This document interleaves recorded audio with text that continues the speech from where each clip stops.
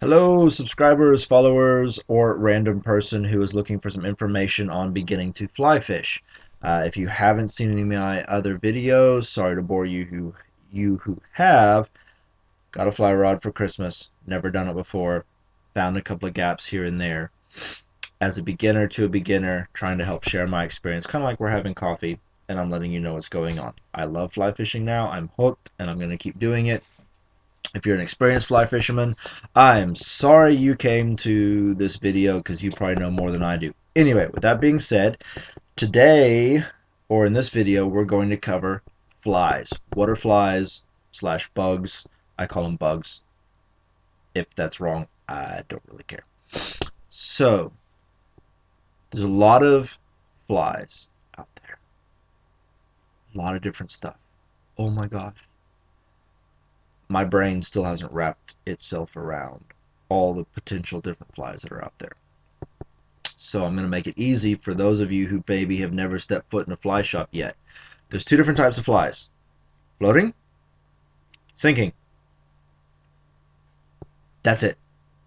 Done. Now, within those two categories are an immense amount of information, and people people tie their own variations of the different flies. You could find one type of fly tied 7 or 8 different ways. They all look a little bit different.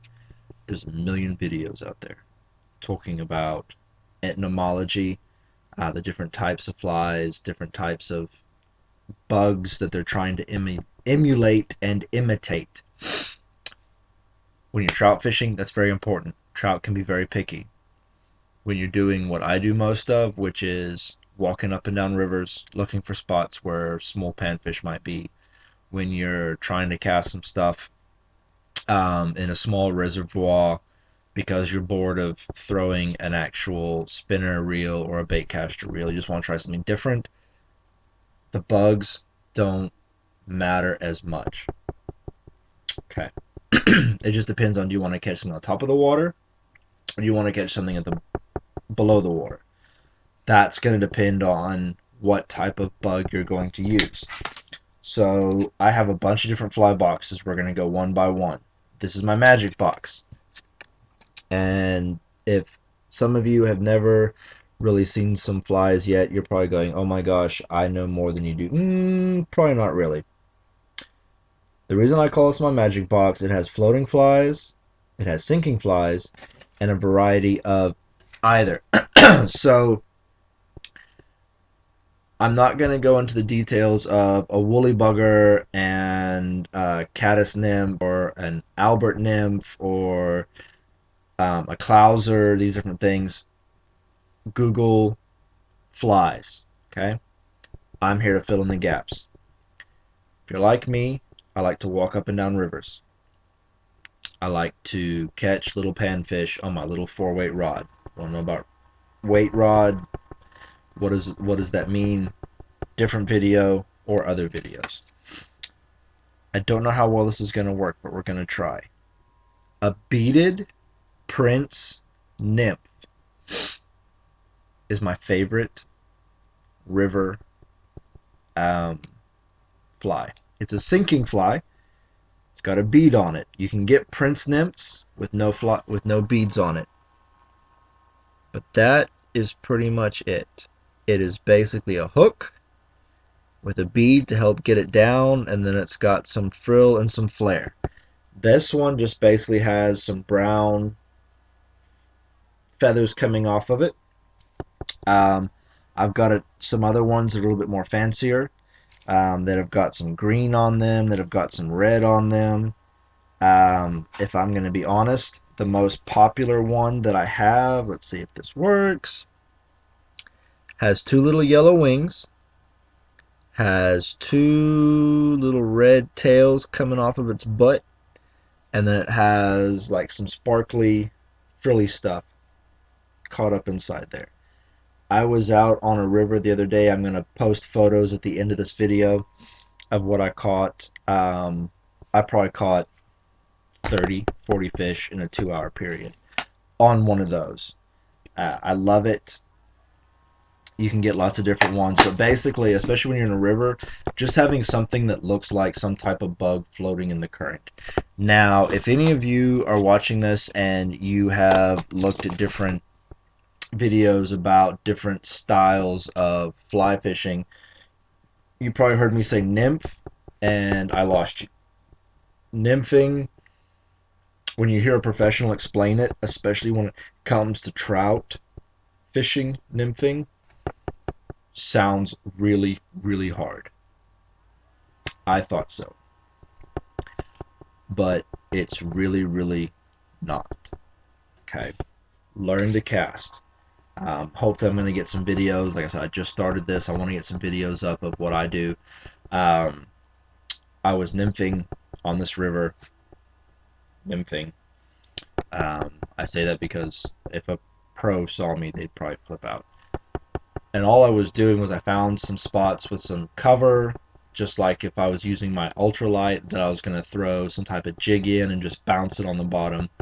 Took my nymph, cast it in, held the rod up.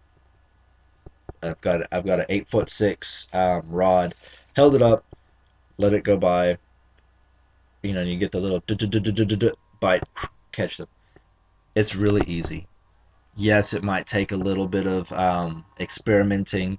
It takes a little bit to get used to what the bites feel like, how to make sure that you've got the right size. That is important. What the bug looks like may not be important, but the right size, making sure that you're bouncing on the bottom or holding just above the bottom, not dragging the bottom and catching a bunch of stuff, because then you lose a lot of flies. Flies can be expensive, and or just floating on top. Okay, so that's my magic box. I know I talked a lot on the nymphs, but I've also got some floating flies. Some of them look really, really funny. Um, I buy a lot of my flies online, a lot of my flies on eBay. Ooh, that one fell out. Hold on, time out. You can get a lot of really weird looking, cheap flies from China that you may not, I would never want to go to a trout river with them.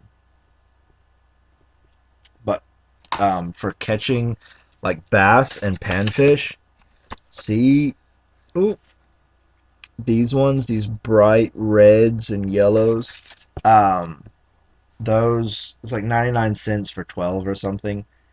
Those I'll throw on a river if I get bored, and you would be surprised what will actually hit those. I had a yellow perch hit one. It's a lot of fun. And then when I go bass fishing, I basically approach my bass flies like I approach essentially a jig when it comes to bass fishing. I've got, if I push this, it's all going to dump over. A lot of crazy colors for bass, for my sinking flies. I really don't use any floating flies for bass. I use some poppers every now and again, but I use a lot of what they call clousers and streamers, and then a couple of muddlers and woolly buggers. Woolly buggers are probably my favorite, as you can tell. That's my favorite color. It's almost a chartreuse when it comes to bass fishing. So there are those. Talking about poppers, basic poppers, lots of fun colors. I bought these on eBay. I haven't had a chance to use them yet. They're eggs. They actually use them for catching trout and I believe salmon too. They float on top, or you can get them really wet and they'll actually sink. And then I had another box. Anyway, I've got some that are really, oh, here they are. These are like the really crazy colors. I'll use these. It's hard to, I guess, see the colors sometimes. It's always good on eBay just to find some random crap. I'm getting some glare, so I'm going to pull out like purple.